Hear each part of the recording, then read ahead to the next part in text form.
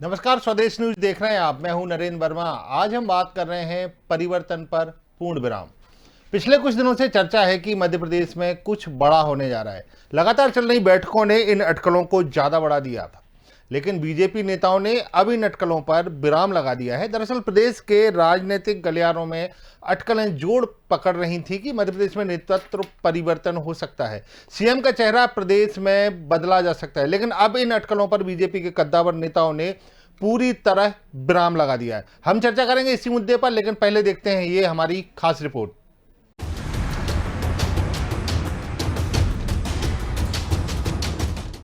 मध्य प्रदेश में शिवराज मुख्यमंत्री थे, हैं और रहेंगे। दरअसल बीते एक सप्ताह से मध्य प्रदेश भारतीय जनता पार्टी में जो दिग्गजों के मेल मुलाकातों का सिलसिला जारी था, उसको लेकर कई तरह की चर्चाओं का बाजार गर्म रहा। सियासी गलियारों में बुद्धिजीवियों के अलग अलग बयान तैरते रहे, तो कांग्रेस भाजपा नेताओं की बैठकों को लेकर तंज कस रही थी। कहा यहाँ तक जा रहा था कि मुख्यमंत्री शिवराज सिंह चौहान की कुर्सी खतरे में है और सीएम की कमान किसी और नेता के हाथों में जा सकती है। बीजेपी नेताओं ने मेल मुलाकातों को उस वक्त औपचारिक बताया और चुप्पी साध ली और निकल कर सामने कुछ नहीं आया। कुल मिलाकर कहा जाए तो 100 दिन चले अढ़ाई कोस। लेकिन अब सियासी गलियारों की चर्चाओं पर खुद पार्टी के दिग्गजों ने ही विराम लगा दिया है। व्हाट्सएप एक ऐसी यूनिवर्सिटी है जिसके वाइस चांसलर बनने के लिए किसी योग्यता की आवश्यकता नहीं होती है, और इसलिए ये जो फेक न्यूज हैं, जो भ्रामक और असत्य समाचार हैं, मेरी प्रार्थना है इन पर ध्यान न दें। भारतीय जनता पार्टी पूरी तरह से शिवराज सिंह जी और बीडी शर्मा जी के नेतृत्व में एक है, संगठित है। माननीय शिवराज सिंह जी मुख्यमंत्री थे, माननीय शिवराज सिंह जी मुख्यमंत्री हैं, माननीय शिवराज सिंह जी मुख्यमंत्री रहेंगे। इसलिए इस तरह की अटकलें कम से कम व्हाट्सएप, फेसबुक इसको आधार न बनाए समाचार का। ऐसा कुछ भी नहीं है। देखिए, अभी मीडिया कुछ भी कहानी बना दे, बाकी जो मैं देख रहा हूँ, जो पढ़ रहा है, उसमें कोई दम नहीं है, सब बकवास है। ये सामान्य मेल मुलाकात है। आजकल कोविड में लोगों के पास काम भी कम है, तो कम से कम अपने व्यक्तिगत संबंध ही मधुर कर रहे हैं, और उसको राजनीतिक रंग देना मैं नहीं मानता कोई बहुत। सर, नेतृत्व परिवर्तन की बात की जा रही है। बिल्कुल नहीं, शिवराज जी के नेतृत्व में ही प्रदेश चलेगा। कोरोना संकट से राहत मिलते ही मध्य प्रदेश की सियासत में कांग्रेस हो या भारतीय जनता पार्टी, मेल मुलाकातों का दौर लगातार जारी रहने वाला है। एक और जहां भाजपा में निगम मंडलों के पदों पर नियुक्ति की बात हो या आने वाले वक्त में 3 विधानसभा सीटों पर उपचुनाव और नगरीय निकाय चुनाव की बैठकों का दौर लगातार चलता ही रहेगा, और ऐसे में चलता रहेगा चर्चाओं का दौर। ब्यूरो रिपोर्ट, स्वदेश न्यूज।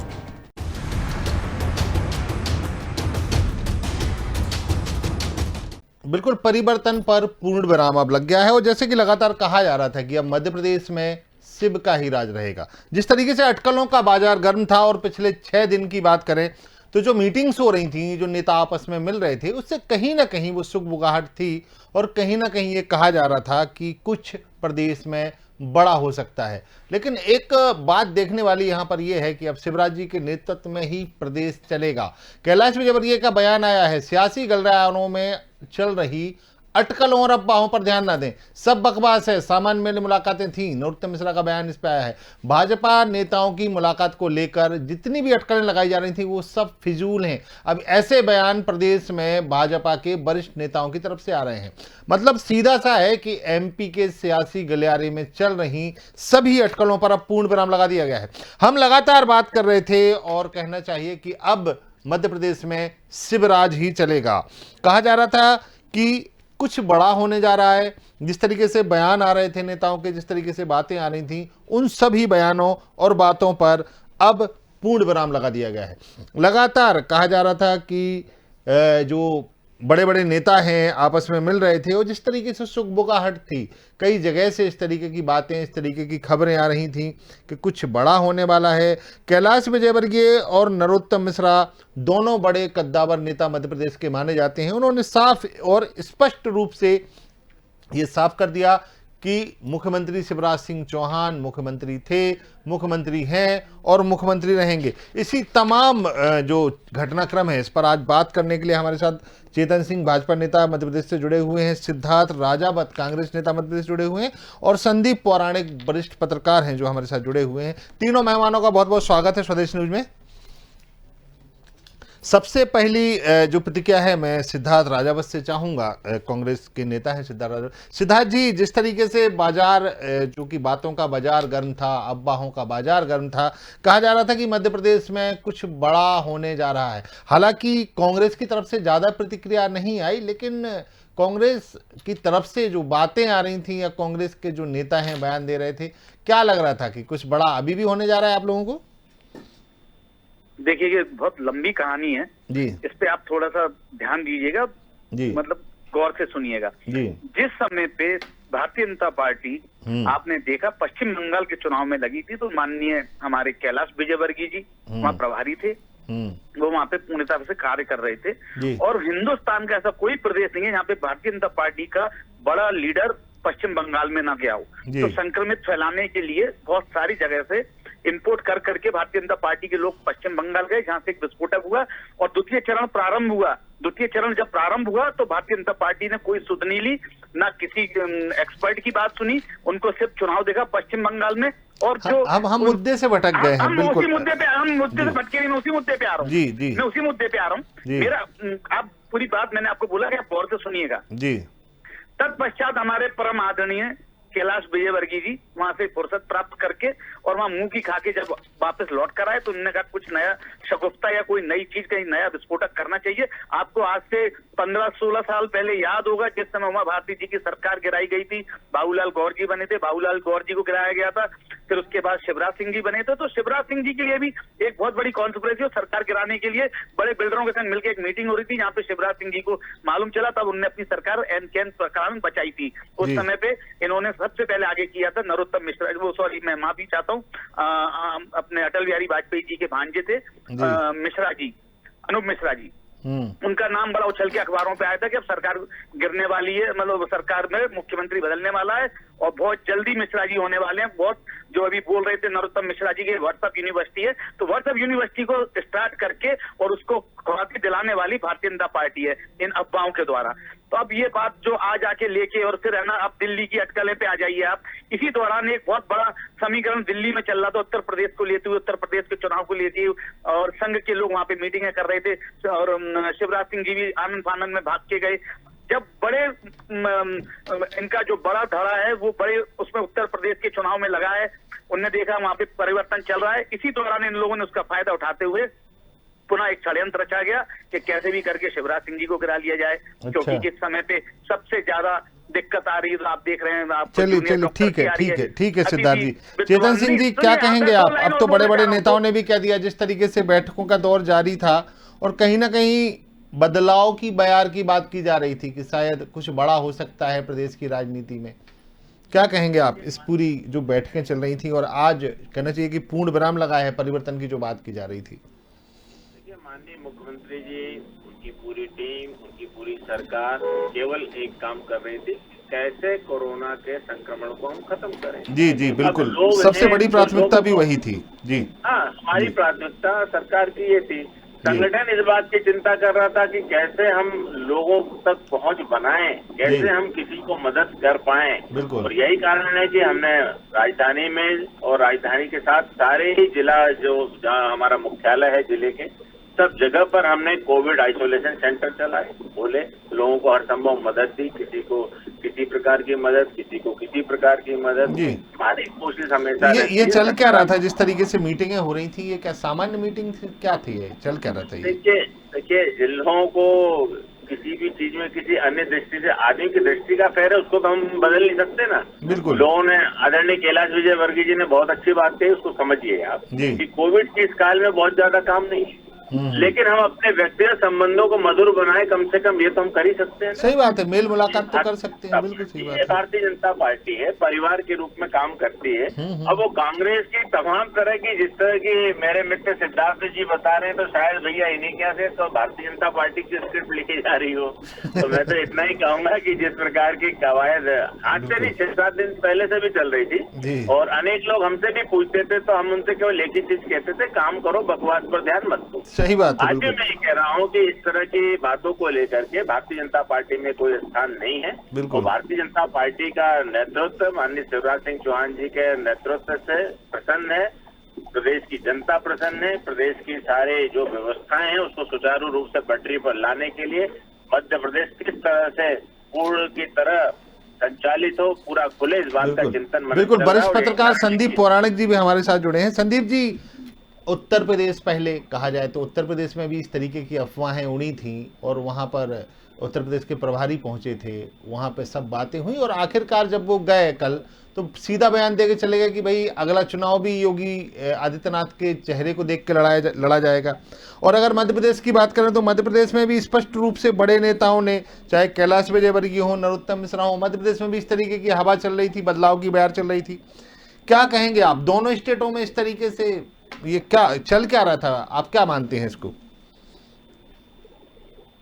जो लोग करीब से जानते हैं जी, कभी भी उनके यहाँ बदलाव इस तरह से नहीं होता। बिल्कुल बिल्कुल। चर्चाओं में आके कोई बदलाव कभी नहीं होता, कभी कोई मुख्यमंत्री नहीं बदला जाता, कभी किसी तरह का बदलाव नहीं होता पार्टी के अंदर। जी, ये पार्टी आगे की रणनीति पर काम कर रही है।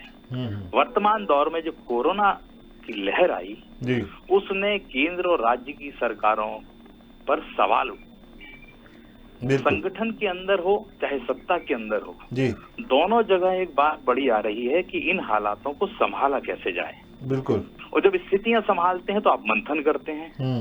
मंथन होता है तो वो चाहे राष्ट्रीय स्तर पे हो चाहे प्रदेश स्तर पे हो, बिल्कुल मंथन का दौर चलता है। मध्य प्रदेश में जहां तक नेताओं की मेल मुलाकात का सवाल है, ये जिन नेताओं में मेल मुलाकात हुई है, बिल्कुल, ये मुख्यमंत्री नहीं बदलवा सकते, ये मान के चलिए आप, कोई भी नेता हो। जी जी बिल्कुल।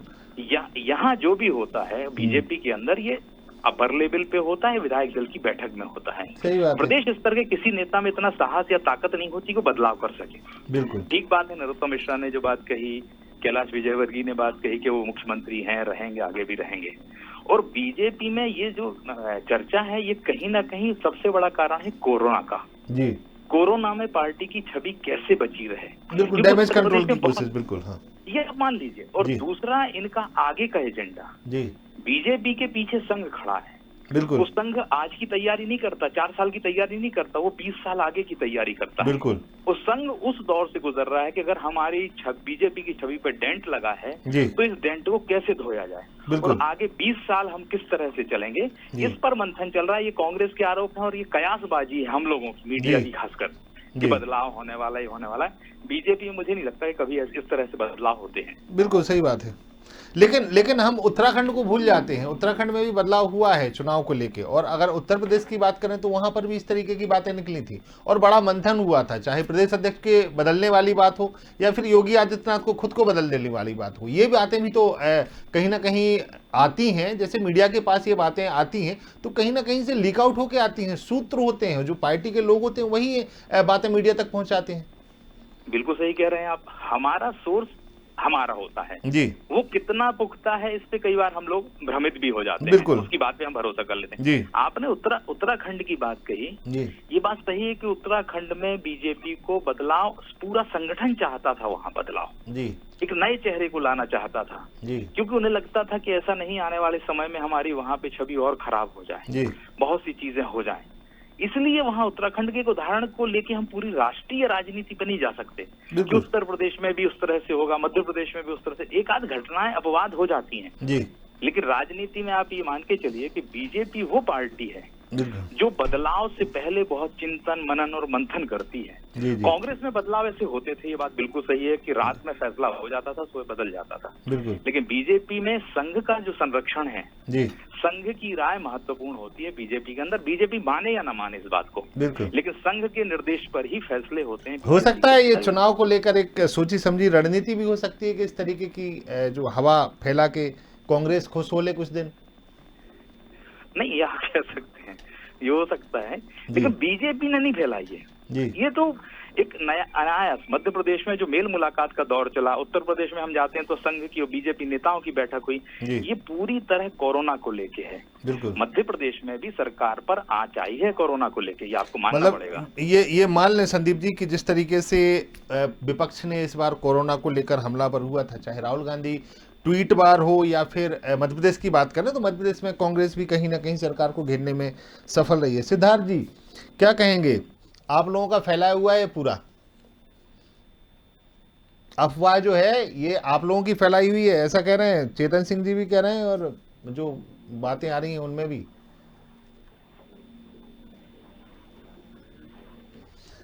मैं टीम से कहूंगा दोबारा सिद्धार्थ जी को जोड़ें। चेतन सिंह जी, आपने कहा कि अफवाहें थी और इस बात की भी कहना चाहिए पुष्टि हो गई है, दो बड़े नेताओं ने, आपके राष्ट्रीय महासचिव हैं कैलाश विजयवर्गीय ने भी कहा और नरोत्तम मिश्रा गृह एवं जेल मंत्री हैं, दोनों बड़े नेताओं ने ये साफ कर दिया है कि ऐसा कुछ नहीं होने वाला। हालांकि संघ कहना चाहिए कि अभी जो बैठक संघ की कुछ चल रही थी, शायद आज उसका आखिरी दिन था या कल उसका आखिरी दिन था, लेकिन एक हिसाब से कहा जाए कोरोना को लेकर आप मानते हैं कि कहीं ना कहीं सरकार को, चाहे मध्य प्रदेश सरकार की बात करें या केंद्र सरकार की बात करें, कहीं ना कहीं डेंट तो लगा है, क्या कहेंगे आप? देखिए, निश्चित रूप से प्रणय जी की बात से मैं सहमत हूँ कि पूरा संगठन, पूरा परिवार, पूरी सरकार, इस सब कोरोना से जो परिस्थितियां अभी हमारे सामने हैं, इन सब सारी परिस्थितियों के जो निमित्त नई नई परिस्थितियां आई हैं, नई परेशानियां आई हैं, इन सब बातों के मंथन पर ही सबका अपना फोकस है। और निश्चित रूप से अगर कोई चीज डेंट होती है तो उससे हम कैसे बाहर निकलें, इसके लिए हम प्रबंध करते हैं। और भारतीय जनता पार्टी एक ऐसा संगठन है जो जीवंत संगठन है, जो लगातार हमारा क्या अच्छा है और क्या बुरा है सब पर हमारी सतत निगाह रहती है और निश्चित रूप से इसकी भरपाई करना हमारा अपना कार्यकर्ताओं का नैतिक दायित्व है। मध्य प्रदेश में माननीय बीडी शर्मा जी जो हमारे यशस्वी अध्यक्ष हैं, उनके नेतृत्व में लगातार भारतीय जनता पार्टी का कार्यकर्ता सेवा के माध्यम से, समर्पण के माध्यम से, चाहे वो 1 to 1 के माध्यम से हो, चाहे बस्तियों, चाहे बूथ, आपने देखा हुआ हर तरफ से। अभी वैक्सीन जैसे चल रहा, वैक्सीन को लेकर के भारतीय जनता पार्टी के बूथ के कार्यकर्ताओं को हमने कहा है, लोगों से आग्रह करिए, जाइए, पहले आप होइए, वैक्सीन लगवाइए, अपने परिवार को लगवाइए, अपने पड़ोस को लगाइए और उसके बाद आपको जो मिलता हो जिससे आप कह सकते हो। तो ये हमारा काम करने का रूटीन है। निश्चित रूप से कोरोना के संक्रमण के दौर में लोगों ने हम पर अप्रसन्नता व्यक्त की है, क्योंकि केंद्र में भी हमें, राज्य में भी हमें, और हमने भी बहुत विनम्रता के साथ उनसे इस बात को स्वीकार किया है कि निश्चित रूप से परिस्थितियों का आकलन करने में कहीं ना कहीं हमसे चूक हुई है,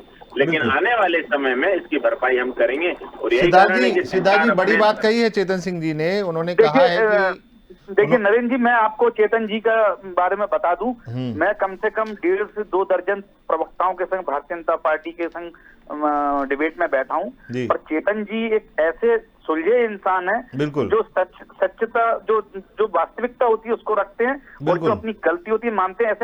ऐसे इनको मैं भारतीय जनता पार्टी का प्रवक्ता ना मानता हूँ, एक बहुत अच्छा आदर्श और एक अच्छा मित्र भी मानता हूँ कि ये कम से कम वास्तविकता को स्वीकार करते हैं और स्वीकार करना चाहिए। हमको जो सामने अपना प्रतिबंध दिख रहा है, वही बात चेतन जी ने कही और संदीप जी ने कही कि भाई हम लोग तो कोरोना को लेकर जो डेंट लगाया उस पर चर्चा कर रहे थे, आप लोग मतलब खुश हो लिए कि चलो शिवराज जी बदल रहे हैं या कुछ हो रहा है। नहीं, मैं आप उस चीज को अलग ले जा रहे हैं। मैं चेतन जी ने अभी जो बोला कि हमसे भी कई चीजों पे भूल हुई है, कोरोना काल में हम पूरी तरह से उस चीज को नहीं दे पाए जो हमें देना चाहिए। नहीं, उन्होंने ये नहीं कहा, उन्होंने ये कहा कि निश्चित ही जिस तरीके से कोरोना फैला है, उन्होंने ये कहा कि फैला है और इतनी तेजी से था कि कुछ अव्यवस्थाएं हुई थी, अब उसी डेंट को ठीक करने के लिए हम लोग मीटिंग कर रहे थे, ये कहा उन्होंने। मैं उस बात को भी स्वीकार कर रहा हूँ, मैं उस चीज को बोल रहा हूँ कि चेतन जी ने बड़े बड़े दिल से उस चीज को स्वीकारा कि बिल्कुल करते हैं वो हमेशा सच्ची बात करते हैं। देखिएगा, मेरी बात समझिए आप, बंद कमरे में 2 लोग थे, उनने किस विषय पे मीटिंग की ना आप उस पे प्रेडिक्ट कर सकते हैं ना हम कर सकते हैं। अब उनने किस बात पे की, उनने प्रधानमंत्री मोदी जी को बदलने के लिए की या संघ ने उनको निर्देशित किया कि आपको मीटिंग करनी है, तो इसको हम लोग प्रेडिक्ट नहीं कर सकते ना हम इस पे कोई डिसीजन ले सकते हैं। अब वो दोनों के पेट के अंदर बात है, चाहे कैलाश विजयवर्गीय जी हो, चाहे नरोत्तम मिश्रा जी हो, चाहे बीडी शर्मा जी हो, तो इस पे हम ना तो उनके ऊपर कोई लांछन लगा सकते, ना हम कोई इसमें प्रेडिक्शन ले सकते, ना हम इस पे कोई बता सकते हैं। रही बात जो अफवाहों की है, जो अफवाहों की जो एक पूरे मध्य प्रदेश में चल रही थी या व्हाट्सएप पे मैसेज मैसेज आ रहे थे, उससे एक आकलन लोगों ने लगा के अपने हिसाब से अपने अपने मैसेज आगे बढ़ा दिए।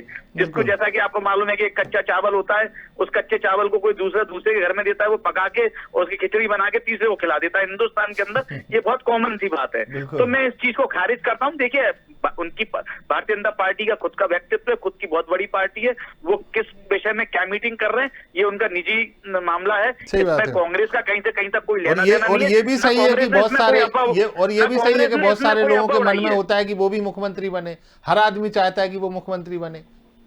देखिए, भारतीय जनता पार्टी में शिवराज सिंह जी हटेंगे, दूसरा कोई मुख्यमंत्री बनेगा तो भारतीय जनता पार्टी का बनेगा, उसमें कांग्रेस का कोई हित नहीं है। हमारा जो उद्देश्य है, हमारा जो हित है वो आने वाले आगामी चुनाव में है। हम उस पर ध्यान देते हुए जनता को जो चीज चाहिए हम वो मुहैया करा रहे हैं। हमारा पूरा उद्देश्य जनता के प्रति अपनी सद्भावना और श्रद्धा है और उनको जो चीज मुहैया करानी चाहिए हम उसके लिए लगे हुए हैं। हमें भारतीय जनता पार्टी के अंदर अंतर कला में क्या चल रहा है क्या नहीं चल रहा है उससे हमें कतई कोई उसमें कोई मतलब नहीं है कांग्रेस को। बिल्कुल संदीप जी, जैसे कि हम अभी आपसे हमने एक क्वेश्चन किया था कि जो आप शायद बता भी रहे थे, मैंने आपको बीच में टोका, उसके लिए माफी चाहूंगा। सत्ता और संगठन की बात अगर हम करें कि भारतीय जनता पार्टी के पीछे संगठन खड़ा है, संघ खड़ा है। अभी संघ की कहना चाहिए कि मीटिंग भी हुई है, और उसके पहले हम बात करें तो उत्तर प्रदेश में भी संघ को, और शायद हमने उस पर डिबेट भी की थी, संघम शरणम की, अब संघ की शरण में भारतीय जनता पार्टी है, और उसमें एक बड़ी बृहद चर्चा भी हुई थी। तो उसमें कई चीज़ें खुल के सामने आई थी कि अब संघ की शरण में भारतीय जनता पार्टी है। चाहे गंगा नदी की जो लाशों वाली खबर हो, वो इंटरनेशनल लेवल पर कहा जाए तो केंद्र सरकार की छवि खराब कर रही थी कहीं ना कहीं। हालांकि उसमें कई ऐसे फैक्ट भी थे जिस पे हमने बड़े विस्तार से चर्चा की थी कि गंगा नदी की अगर बात की जाए तो कोरोना काल के पहले भी वहाँ करीब इतने 100 दफनाए जाते थे।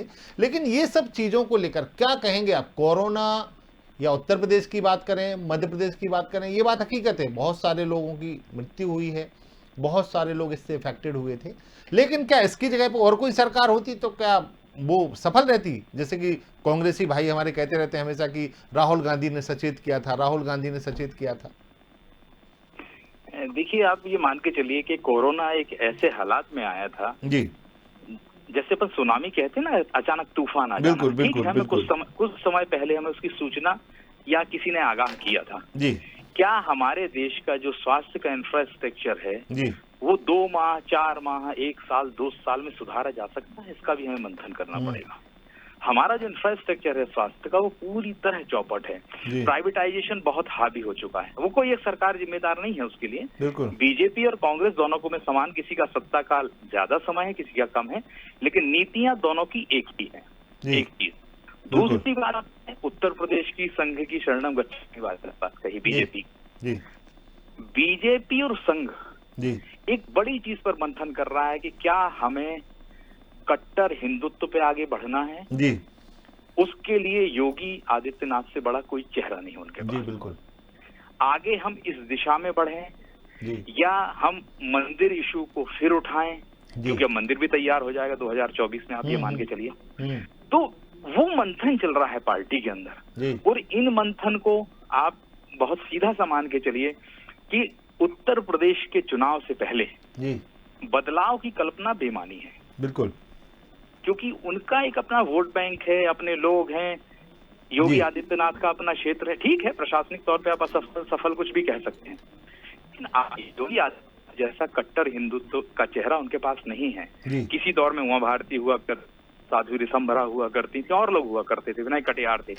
इस समय योगी आदित्यनाथ, तो वो चेहरे को किनारे भी फिलहाल नहीं करेंगे। उनके लिए 2024 के लोकसभा चुनाव से पहले उत्तर प्रदेश का चुनाव लिटमस टेस्ट होगा, और अगर जीत होती है योगी आदित्यनाथ के नेतृत्व में, और पार्टी तो पंचायत चुनाव की भी समीक्षा कर रही थी वहां पर। ये बड़ी बात है कि पंचायत चुनाव की भी समीक्षा हो रही है वहां पर।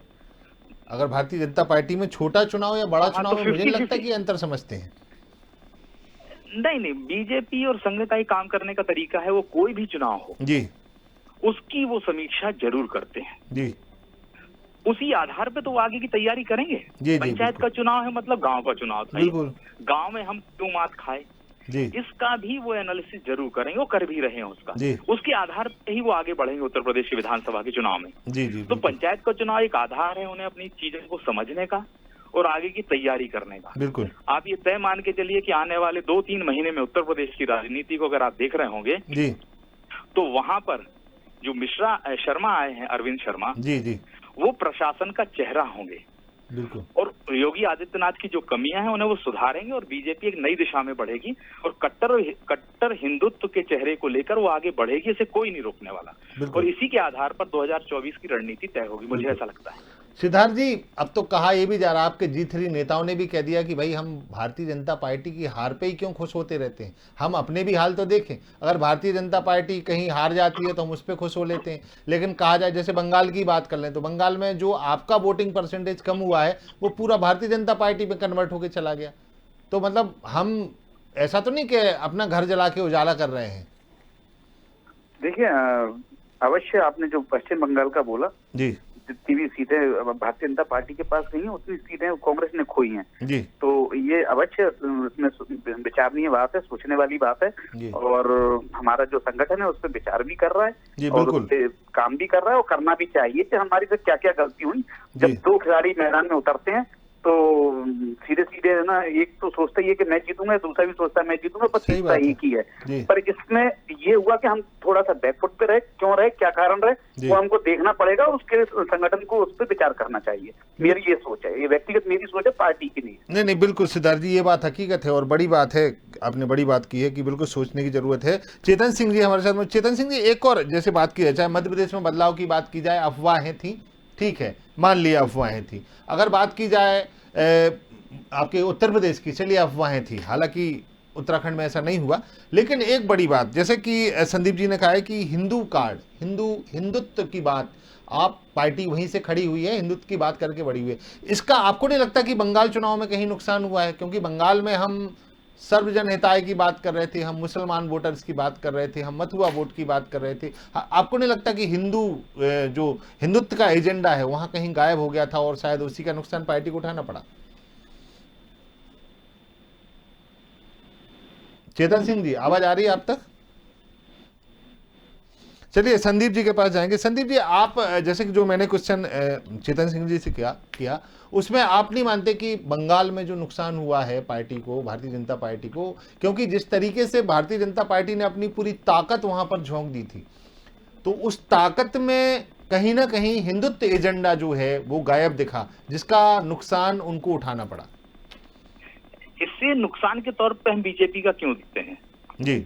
2016 का जो चुनाव था जी, उसमें वो 3 थे और कहां पहुंच गए अब?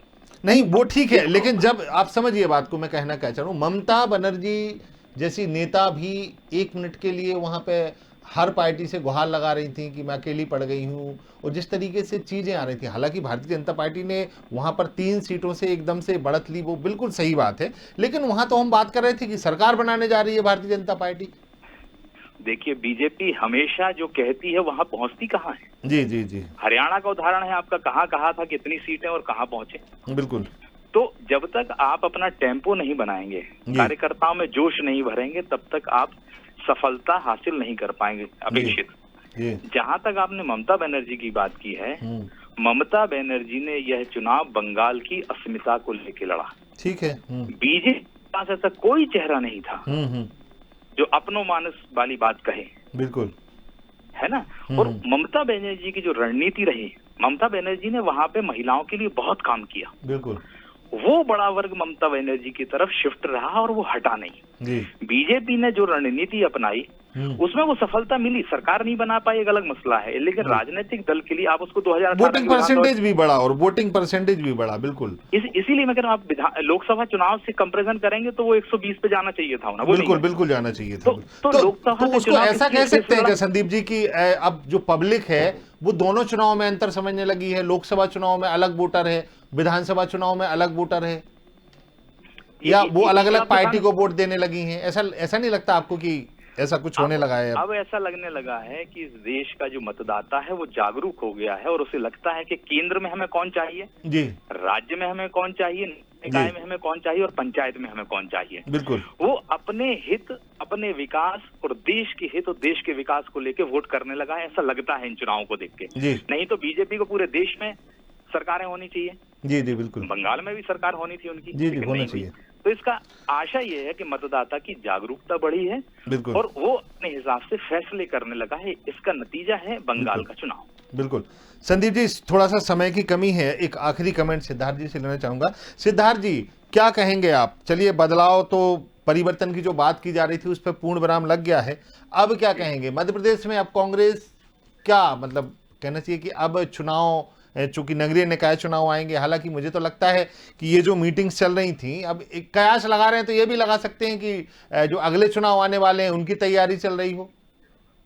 देखिए, अवश्य रूप से मैंने अभी आपको पूर्व में भी मैंने बोला, एक बंद कमरे में दो लोग बात कर रहे हैं तो ये तो उन्हीं के पेट में वो क्या बात कर रहे हैं, बिल्कुल, किस विषय पे बात कर रहे हैं। हो सकता है उनके कोई निजी साथी, कोई किसी ने कोई थोड़ी बहुत बात सुन के और बाहर निकाल के और उसको व्हाट्सएप यूनिवर्सिटी पे पहुंचा दिया, तो इसमें व्यक्तिगत रूप से उनकी व्यक्तिगत बात चल रही है और आज उसको कैलाश विजयवर्गीय जी ने बोल भी दिया। और भारतीय जनता पार्टी का क्या चल रहा है क्या नहीं चल रहा है, कांग्रेस को कतई उससे कोई वो नहीं है। हम अपने आगामी चुनाव के उसमें लगे हुए हैं और आप देख रहे हैं हमारे माननीय पूर्व मुख्यमंत्री कमलनाथ जी, प्रदेश अध्यक्ष हैं, वो पूरी तरह से पूरे प्रदेश में जाके दौरे कर रहे हैं, जहाँ पे जो समस्याएं वो बिल्कुल और सही बात है। और बिल्कुल दोनों मेहमानों का बहुत बहुत शुक्रिया, तीनों मेहमानों का, सॉरी माफी चाहूंगा। लेकिन एक सबसे सही बात भी है कि जिस तरीके से कोरोना काल चल रहा है उसमें इस तरीके की अफवाहें उड़ती रहती हैं और हो सकता है विपक्ष का ध्यान खींचने के लिए ये बात की गई हो, या फिर ये भी हो सकता है कि शायद कहीं ना कहीं से कुछ बातें निकली भी हो। फिलहाल परिवर्तन पर पूर्ण विराम मध्य प्रदेश में लग गया है और जो सियासी उठापटक करीब 7 दिनों से चल रही है उसको हम कह सकते हैं, और लोगों ने भी, बड़े नेताओं ने भी ये कह दिया कि शिवराज सिंह चौहान मुख्यमंत्री थे, हैं और रहेंगे। फिलहाल परिवर्तन पर पूर्ण विराम पेशकश में इतना ही। बने रहिए हमारे साथ, देखते रहिए स्वदेश न्यूज।